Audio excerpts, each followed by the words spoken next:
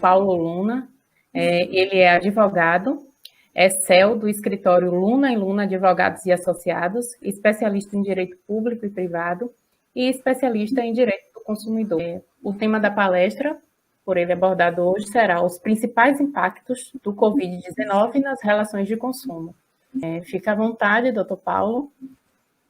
Quero saudar a todos. Excelente e brilhante exposição que a doutora Guilherme nos trouxe. E eu gostaria até de utilizar algumas nomenclaturas e até a última imagem que ela apresentou no seu slide, para justamente agradecer a presença de todos os alunos, de todas as pessoas que estão nos assistindo agora, porque, de fato, só existe duas opções, dois caminhos que você agora está trilhando. O caminho do conhecimento, enquanto tem muita gente agora trilhando para o caminho de festas, lives comemorativas, para justamente passar o seu tempo, enquanto você que está nos assistindo agora está buscando conhecimento. Então, quero agradecer também o convite dado pelo meu colega, amigo e irmão, Dr. Marcos Lee, esse convite desafiador, visto que eu não sou professor, né, eu sou advogado, mas humildemente estou aqui para expor um pouco do meu conhecimento que eu tenho na minha área, em específico, direito do consumidor. Gostaria de agradecer também à Unime, através da pessoa da professora coordenadora, doutora Simone. É uma satisfação imensa estar aqui com vocês hoje. Eu me chamo Paulo Luna, eu sou sócio fundador do escritório Luna & Luna Advogados e Associados. Sou militante na minha belíssima cidade de Itabuna há 10 anos. Tenho pós-graduação em Direito Público e Privado. Sou especialista em Direito do Consumidor e, dentro das ramificações do Direito do Consumidor, eu me posiciono através do Direito do E-Commerce. Para quem não conhece, não sabe o que é Direito do E-Commerce, a sua tradução literal é justamente direito eletrônico, direito não presencial. E, mais do que nunca, é isso que estamos usufruindo, essa parte tecnológica que já existia, mas agora está mais em ascensão do que nunca. O tema pelo qual eu irei abordar hoje, na verdade, de uma forma muito didática, exemplificativa. Tentarei, logicamente, trazer a parte técnica, mas não tanto esse juridiquês, né, visto que todos nós somos consumidores.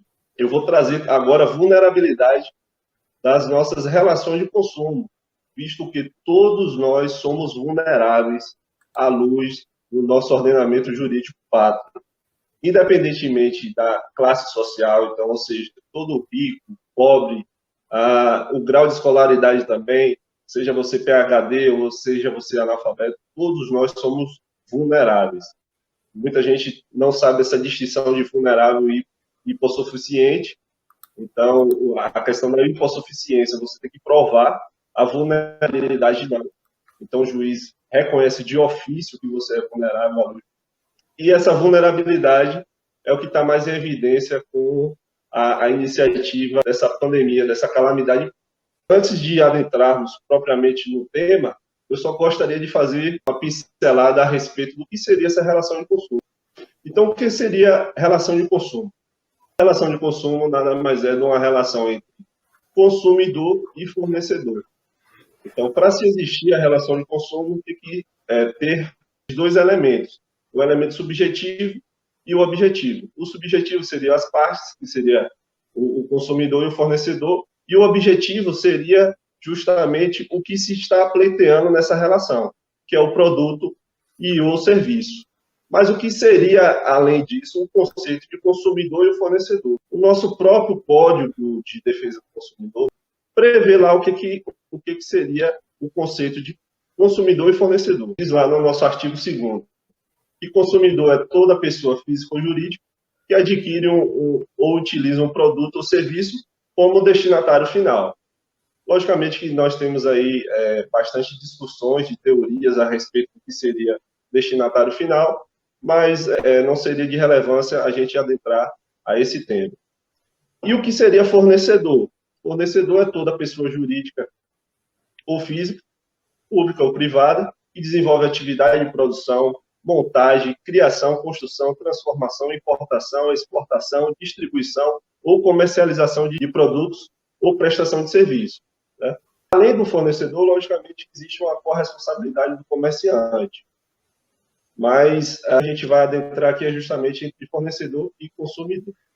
E com a chegada do coronavírus, dessa pandemia, o que ocasionou nos contratos das relações de consumo? Sabemos que, por conta do isolamento social, foi-se necessário o fechamento de alguns comércios, né? E por conta do fechamento desses comércios, ocasionou a diminuição da sua venda de determinado serviço ou produto. E, em consequência, alguns consumidores, que inclusive eram trabalhadores desse fornecedor, o comerciante, foram demitidos. Então, o poder aquisitivo econômico-financeiro, de um lado, diminuiu e do outro também.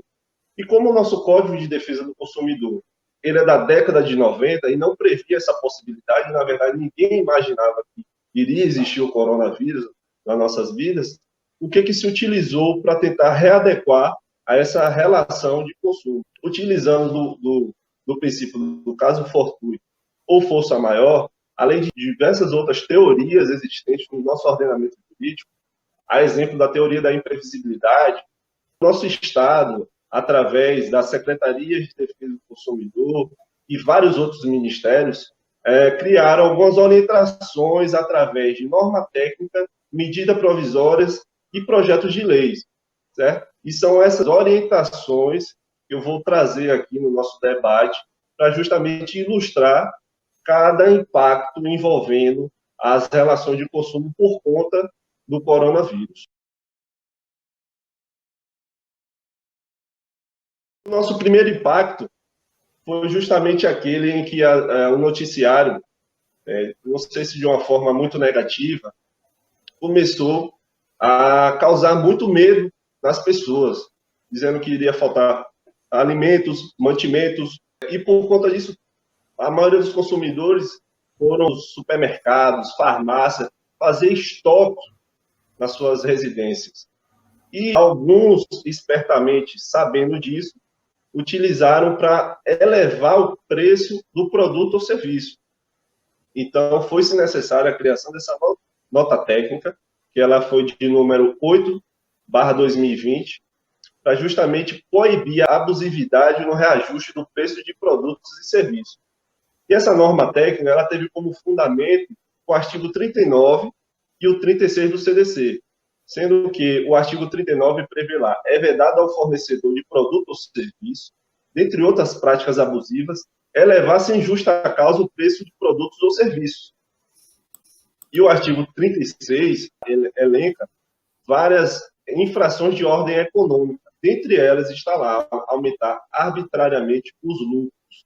Então, ou seja, o que estava acontecendo? Os comerciantes, não sei se vocês estão nos assistindo agora, provavelmente devem ter passado por isso, na tentativa de comprar algum álcool em gel, quando se achava em alguma farmácia, um álcool em gel que custava em média de R$10, eu já vi casos de pessoas me procurando dizendo que estavam vendendo a R$50, a R$40. Totalmente um absurdo isso. Visto que muitos dos comerciantes já tinham em estoque esses produtos. Então, para não gerar esse tipo de abusividade, inclusive no nosso estado, aqui da Bahia, o Ministério Público expediu um ofício para a Superintendência de Proteção e Defesa do Consumidor, que é o nosso PROCON, e a diretoria da Coordenadoria de Proteção e Defesa do Consumidor, que é o CODECON, que fez essas normas técnicas, para justamente apurar esses comerciantes, esses empresários que estavam elevando o preço exorbitantemente do seu produto ou serviço, para justamente tomar as medidas judiciais cabíveis, tanto na área civil quanto na área criminal.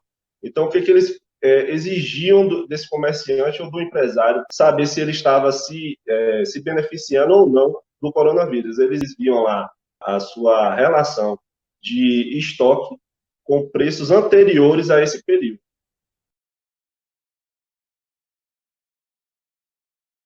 O segundo impacto foi justamente naquelas relações das compras de passagem aérea. Essa foi muito polêmica, porque provavelmente ou você tinha comprado essa passagem aérea, ou alguém da sua família tinha comprado essa passagem aérea, ou algum amigo seu.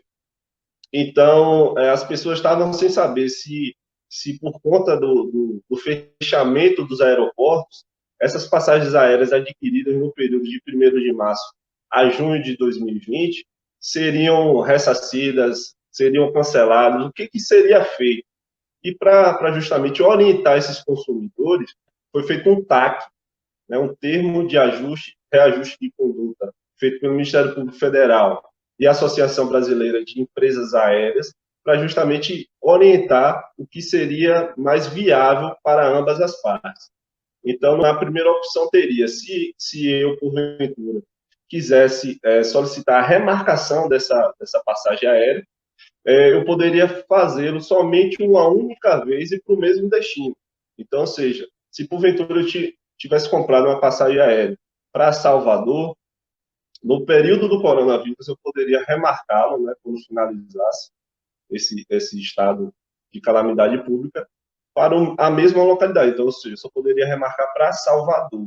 Se porventura eu quisesse remarcar para São Paulo, Brasília, ou seja lá qual outro lugar, aí sim a companhia aérea poderia me cobrar tarifas ou taxas aéreas por conta dessa mudança de localidade.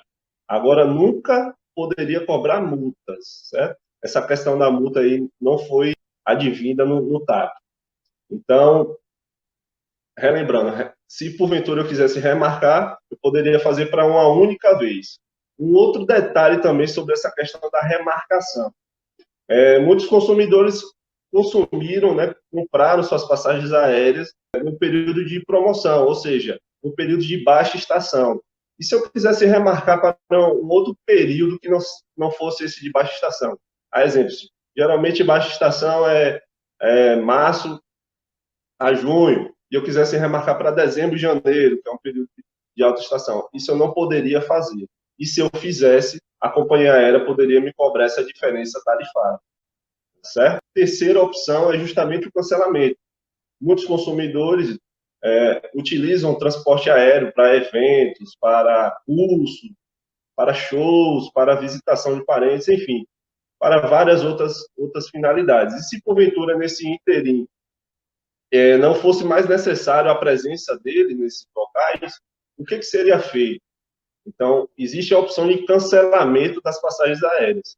Porém, nesse primeiro momento, esse cancelamento ele seria como se fosse um crédito para o consumidor adquirir em outra passagem aérea, certo? E se porventura esse consumidor não quisesse utilizar esse crédito da passagem aérea, aí sim a companhia aérea poderia reembolsar o valor despendido, porém, esse valor poderia ser pago depois de 12 meses a contar da data do pedido.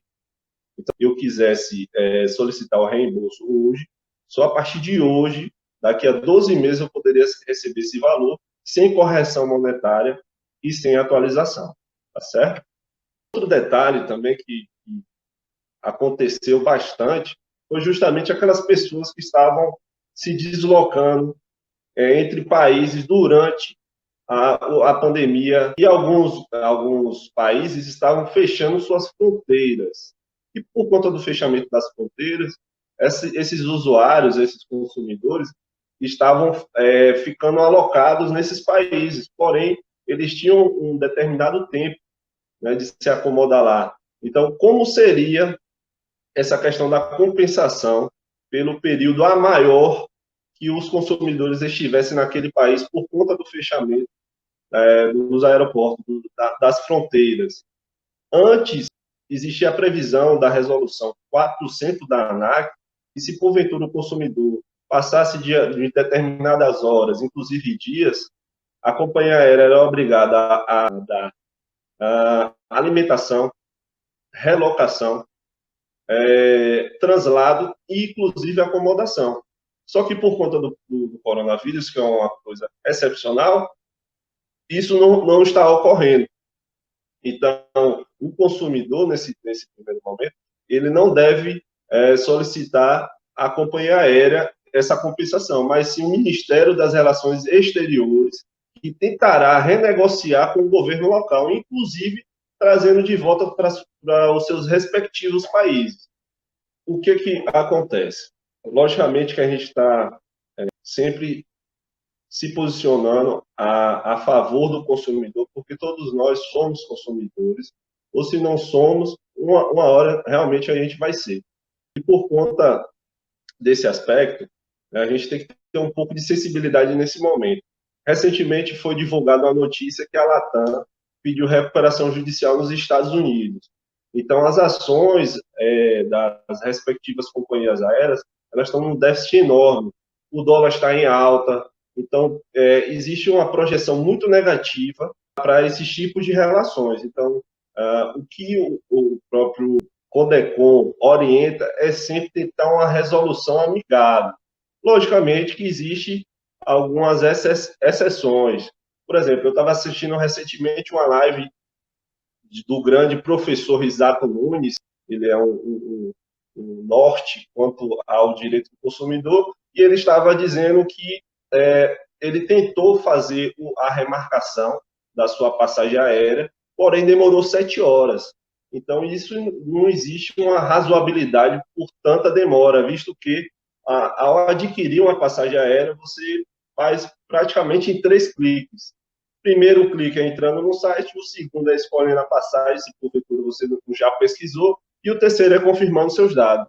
Então, é uma facilidade enorme na hora de comprar e uma dificuldade enorme de cancelar ou remarcar. Então, cada caso é um caso. Sabendo que também tem muita gente que me procurou a respeito. Doutor Paulo, você não acha melhor eu pedir a solicitação do reembolso dessa passagem? Bom, segundo esse TAC, eu oriento as pessoas que me procuram a não pedir o reembolso. Por quê?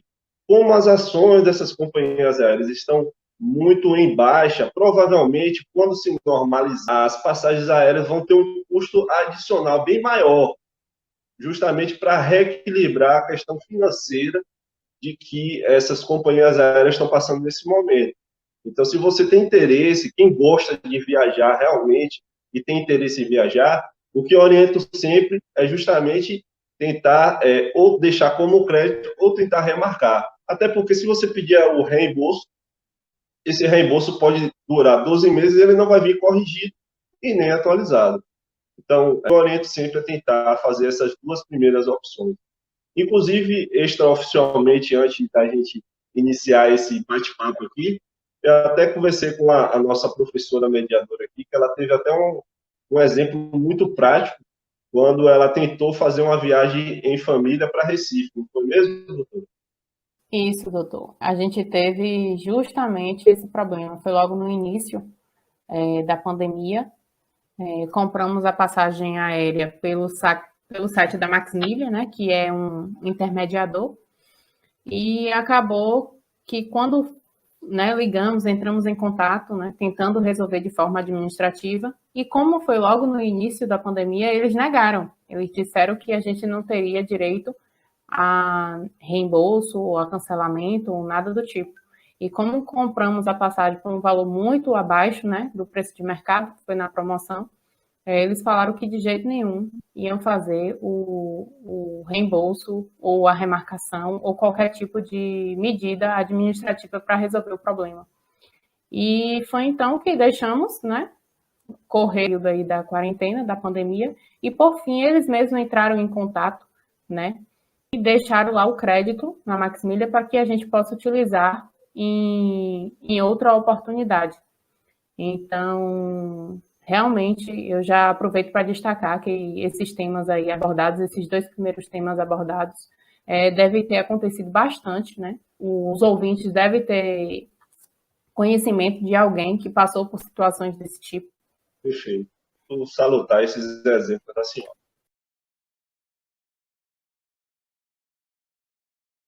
O terceiro impacto dos contratos de fornecimento de serviço ou produto foi justamente nas academias e centros de atividade físicas.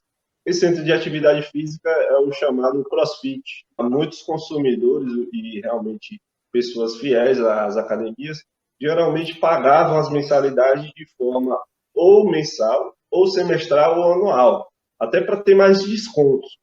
Só que com a chegada do coronavírus, essas pessoas ficaram impossibilitadas de usufruir esse serviço. E aí, como é que elas ficariam?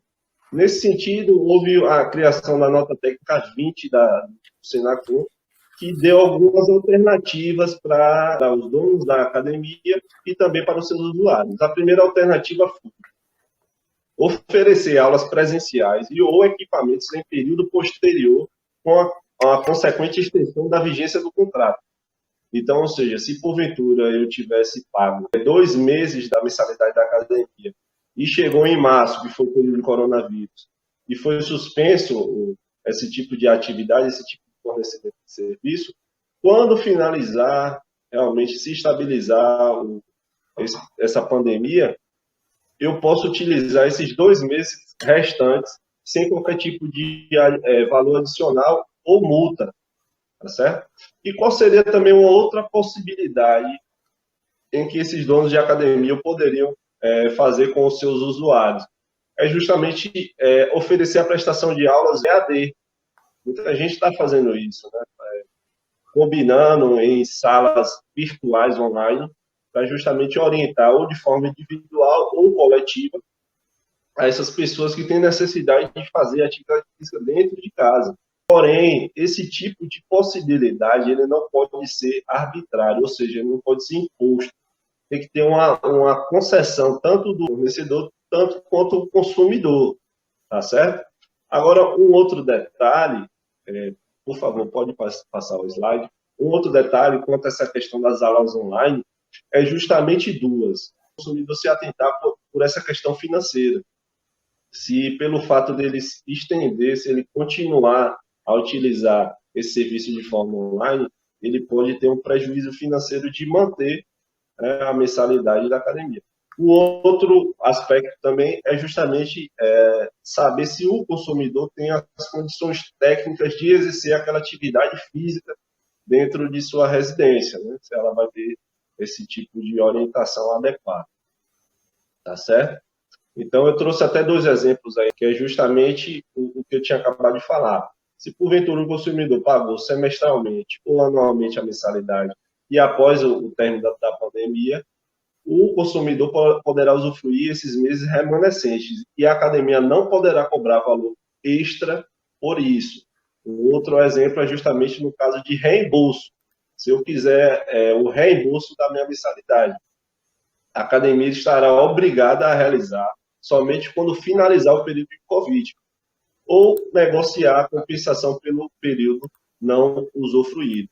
Então, ou seja, a todo momento, a orientação do Senacom é justamente utilizar meios de conciliação, meios de diálogo, para se existir a razoabilidade, tanto para o consumidor que não esperava ter a sua condição financeira um pouco diminuída, e nem o fornecedor, que está obrigado a fechar suas portas por conta do isolamento social trazido pelo coronavírus. Então, é um momento de sensibilidade para as duas partes e um momento também da gente utilizar meios de resoluções de conflito. O quarto impacto trazido nas relações de consumo por conta do coronavírus. E são justamente aqueles ingressos adquiridos pelo consumidor para shows, cinemas, teatros, que justamente não tiveram por conta do início do coronavírus. O que foi feito para viabilizar uma melhor forma de readequação desse contrato? Foi feita uma medida provisória, número 948, de abril de 2020. Lá no seu artigo 2º, ele traz a hipótese de cancelamento de serviço de reserva e de eventos, incluindo shows e espetáculos. O prestador do serviço ou a sociedade empresárias não serão obrigados a reembolsar os valores pagos ao consumidor, desde que assegure. Então, ou seja, esses prestadores de serviços de show, de teatros, de cinemas, eles não estão obrigados a reembolsar os valores pagos pelo consumidor, desde que assegure, primeiro, a remarcação dos serviços das reservas e dos eventos cancelados, a disponibilidade de crédito para uso ou abatimento na compra de outros serviços, reservas e eventos disponíveis nas respectivas empresas, ou tentar um outro acordo de formalização com o consumidor que venha justamente a ter um consenso entre as partes. Então, ou seja, nesse primeiro momento de opção, o consumidor pode solicitar remarcação para o mesmo show ou evento. Porém, se o consumidor não quiser esse show ou evento, ele perde o valor pago por esse ingresso, tá certo? Então, vou repetir. Se eu comprei um show, vamos supor, para Los Hermanos, e depois que acabou o coronavírus, essa empresa disponibilizou o mesmo show do Los Hermanos, e eu falei, não quero mais assistir esse show, eu vou perder o valor desse ingresso, tá bom? E se porventura não foi feito a remarcação desse evento, desse mesmo evento, o que esse prestador de serviço pode fazer? Ele pode disponibilizar um crédito para outro produto, ou outro show, no caso, sem qualquer tipo de multa ou taxa. Então, ou seja, eu comprei um show para Los Hermanos, ele não vai ter. Esse prestador de serviço, ele pode disponibilizar um outro show, vamos supor, que as mulheres gostam muito de Sandy Júnior, por exemplo.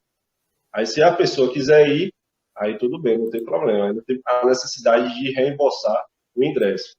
Mas se mesmo assim não tiver disponibilidade do mesmo show, do crédito para outro evento, aí sim o fornecedor de serviço ele está obrigado a devolver o dinheiro. Porém, no prazo de 12 meses, a contar da data do fim dessa calamidade pública. Eles estão presumindo que essa calamidade pública acabe em 30 de dezembro de 2020.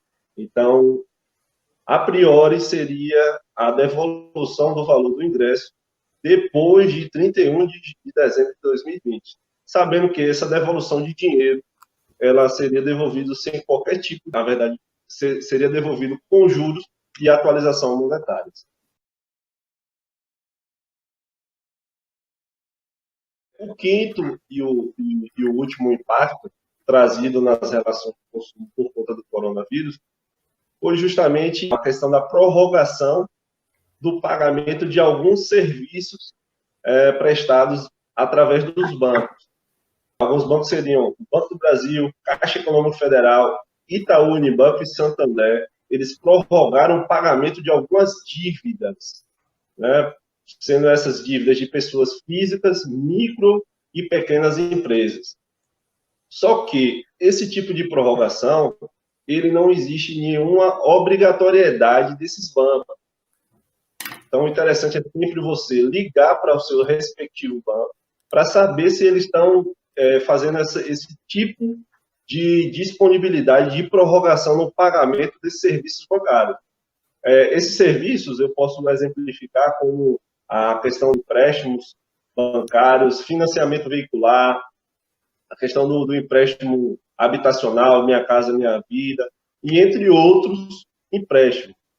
Só não vale para os pagamentos de água, energia e internet.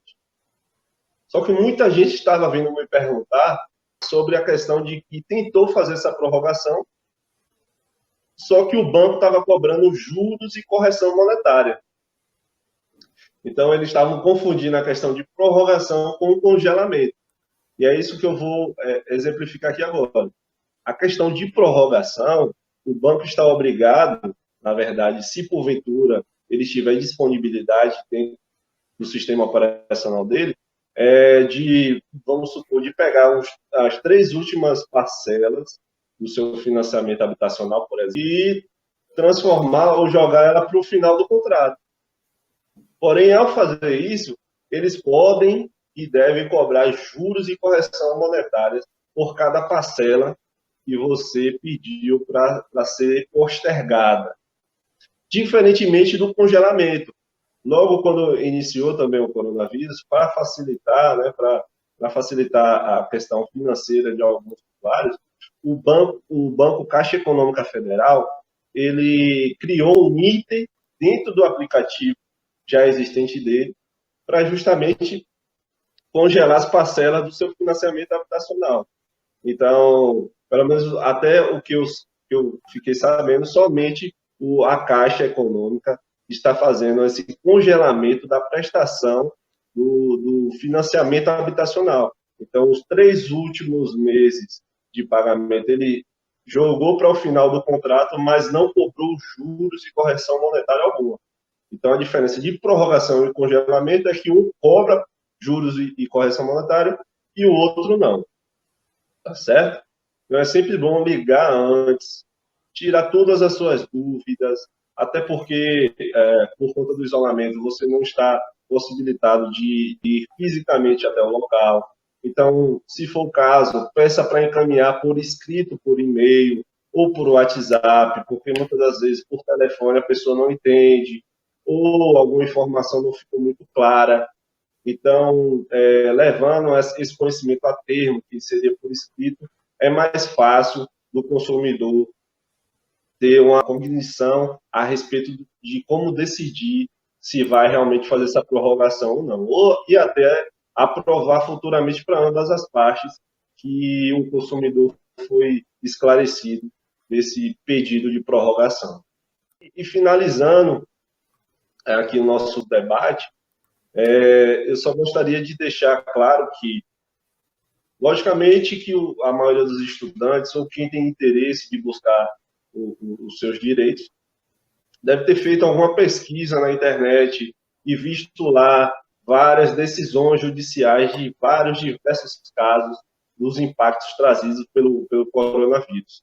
Porém, eu gostaria de deixar bastante claro que cada caso é sempre analisado de uma forma, cada caso em concreto o juiz costuma analisar o seu pedido. Então, possa ser que, quando você pesquisou lá na internet sobre um determinado assunto, ele foi deferido de uma forma, mas não quer dizer que o juiz que vai analisar o seu caso de fato vai analisar daquela forma.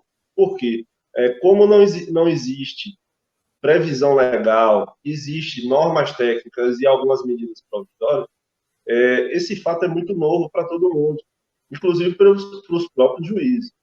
Então, o que eles estão se baseando? Em princípios, ou os princípios sempre estão acima da lei, então eles vão se basear pelos princípios.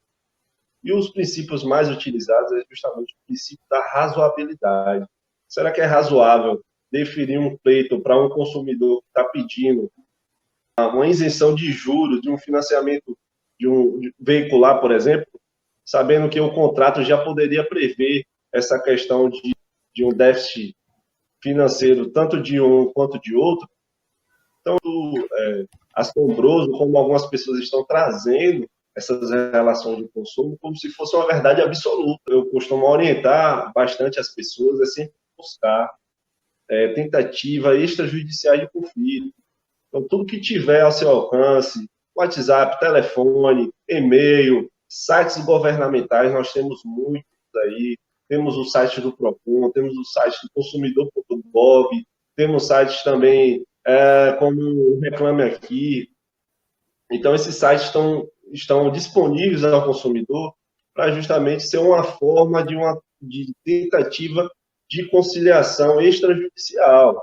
Certo? E muitas vezes o consumidor acha que tem um direito e não tem. E, da mesma sorte, o fornecedor acha que tem um direito sobreposto ao consumidor, que ele é vulnerável, assim como eu disse inicialmente, mas às vezes não tem, tá certo?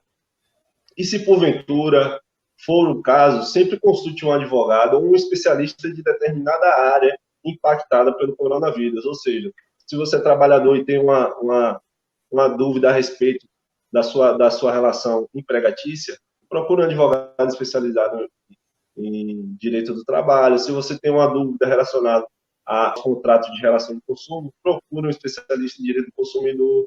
Se você tem uma dúvida também que foi bastante discutida sobre os contratos de aluguéis, procure um especialista em direito imobiliário, porque eles vão te nortear, eles vão ver o caso além do que todo mundo está pensando. Eu comentei com a professora, nossa mediadora, a professora Amy, que nós, advogados, nós temos, lógico, defender nossos clientes, mas sabendo que o que prevalece é a letra fria da lei.